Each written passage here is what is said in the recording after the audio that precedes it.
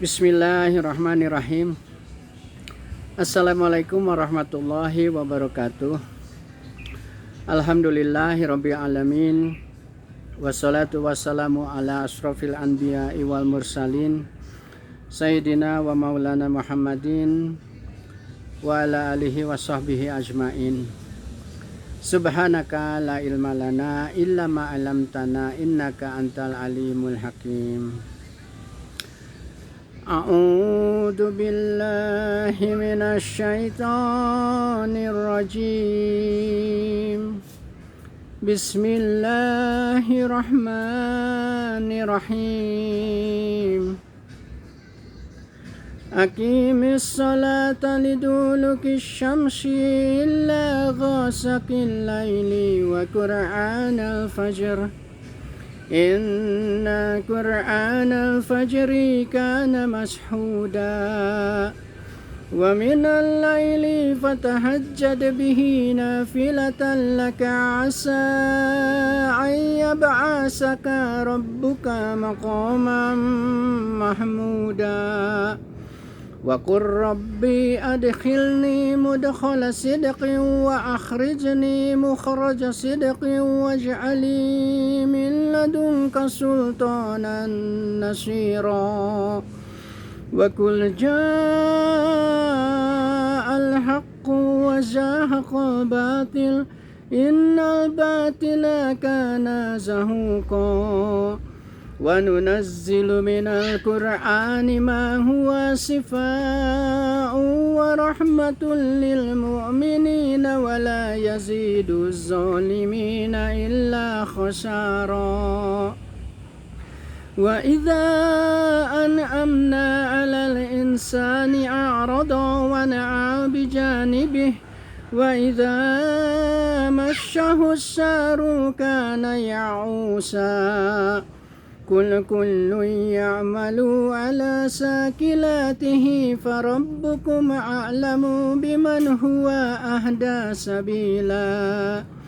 Wa yas'alunaka 'anir ruh qulir ruhu min amri rabbi wa ma utitum minal ilmi illa qalila. Wala'in si'na lanashabanna billadhi awhayna ilaika thumma la tajidu laka bihi alayna wakila. Illa rahmatan min rabbik inna fadlahu kana alayka kabira. Sadaqallahul azim. Quran surat ke-17 Al-Isra ayat ke-78 sampai ke-87. Alhamdulillahirabbil alamin.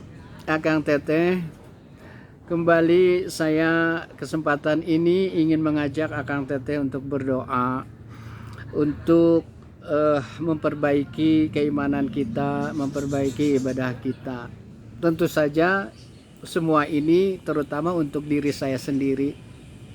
Mudah-mudahan Akang Teteh juga terinspirasi dengan hal tersebut. Amin ya Allah. Akang Teteh, agama kita ini Islam yang disampaikan oleh Rasulullah Muhammad Sallallahu Alaihi Wasallam, tujuan utamanya adalah untuk memperbaiki akhlak kita. Jadi Rasulullah juga diturunkan sebagai rahmatan lil alamin, sebagai rahmat bagi seluruh alam, dan juga diturunkan untuk menyempurnakan akhlak umat manusia. Jadi betapa pentingnya akhlak dalam kehidupan kita.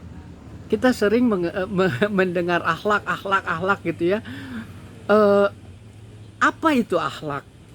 Gitu, dan apa pentingnya akhlak dalam kehidupan kita, dalam kita hidup ya, cuma tidak hanya bersosialisasi dengan manusia, tetapi juga dengan alam semesta.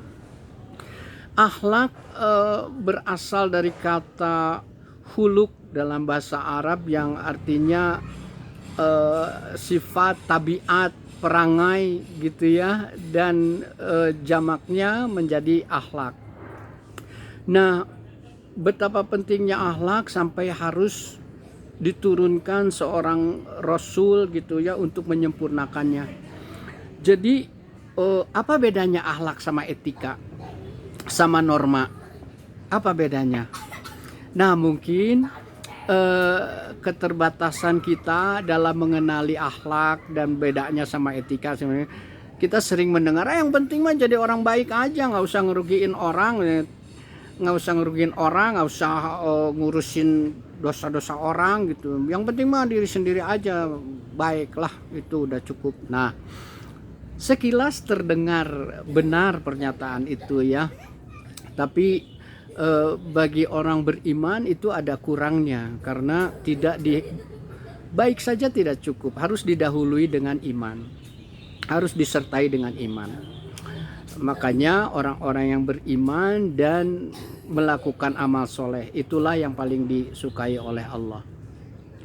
Jadi tadi kalau etika itu ukuran baik dan buruknya berdasarkan logika, berdasarkan rasio, berdasarkan nalar. Etika itu melekat pada manusia, jadi ya hanya sesama manusia aja gitu ya. Terus kalau misalnya norma yang menjadi tolok ukur baik dan buruknya itu norma atau apa ya, adat istiadat yang berlaku di sebuah daerah gitu. Nah, itu norma yang seperti itu.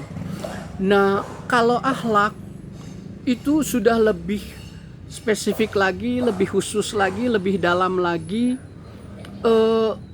tanpa diminta oleh manusia, tanpa digerakkan oleh adat istiadat, akhlak itu akan muncul dengan sendirinya dari dalam gitu untuk melakukan perbuatan yang baik. Karena pada intinya akhlak itu menjadi bagian utama dari seorang muslim yang sudah mengamalkan agamanya gitu ya. Karena tuntunan akhlak itu, baik dan buruknya akhlak itu tolak ukurnya dari Al-Quran dan As-Sunnah. Itulah kenapa perlu diturunkan seorang Rasul untuk menyempurnakannya. Jadi amat sangat penting. Dan hubungannya dengan akhlak gitu, mari kita perbaiki akhlak kita dengan mulai memperbaiki sholat kita. Kalau apa hubungannya akhlak sama sholat? Coba kita perhatikan, kalau orang sholat penuh dengan adab, penuh dengan tata tertib, penuh dengan kehusuan, ketawaduan, rendah diri. Nah, kalau kebiasaan itu terus kita latih gitu ya, maka yang terjadi adalah saat kita di luar sholat pun kebiasaan kita yang rendah hati, rendah diri, tawadu, penuh tata tertib itu akan wujud dalam keseharian kita, wujud dalam perilaku keseharian kita. Jadi mari jangan pisahkan agama dari kehidupan sehari-hari kita, karena agama itu harus wujud dalam keseharian kita. Dengan akhlak yang baik, kita juga bisa wujud dalam, misalnya ya, kesehariannya kita dalam bikin status gitu. Statusnya juga pasti beda lah dengan orang-orang yang akhlaknya kurang baik gitu ya. Saat kita berjanji, saat kita berbicara, saat kita berdiskusi, saat pas sama siapapun ya, baik yang lebih tua atau yang lebih muda, akhlak orang-orang beriman itu pasti terpancar dengan otomatis. Tidak usah diminta, tidak usah diberi ancaman sanksi apapun gitu. Pasti mereka akan dengan otomatis keluar akhlak yang mulianya. Jadi Akang Teteh, mari kita mulai perbaiki sholat kita. Tambah waktu-waktu sholatnya di luar yang wajib. Karena yang pertama kali dihisab nanti adalah sholat. Dan kalau sholatnya beres, maka urusan lain juga beres. Maka akhlak kita pun akan beres. Nah, jadi itu mudah-mudahan Allah senantiasa memberi rahmatnya kepada kita semua agar kita diberi kemampuan untuk memperbaiki akhlak kita, dan agar kita diberi kemampuan untuk mencontoh Rasulullah Shallallahu Alaihi Wasallam, karena pada diri Rasulullah ada contoh yang baik, uswatun hasanah bagi umat manusia. Bagi umat manusia loh ya, bukan cuma umat Islam. Jadi apalagi umat Islam gitu, wah kita beruntung sekali punya contoh yang luar biasa, sangat ideal dan diridhoi Allah Subhanahu wa taala. Mari kita mulai untuk memperbaiki akhlak kita ke depan. Semoga Allah menurunkan rahmatnya, memberi kekuatan untuk kita selalu berusaha berada dalam ridho Allah. Amin ya Allah ya rabbal alamin. Wassalamualaikum warahmatullahi wabarakatuh.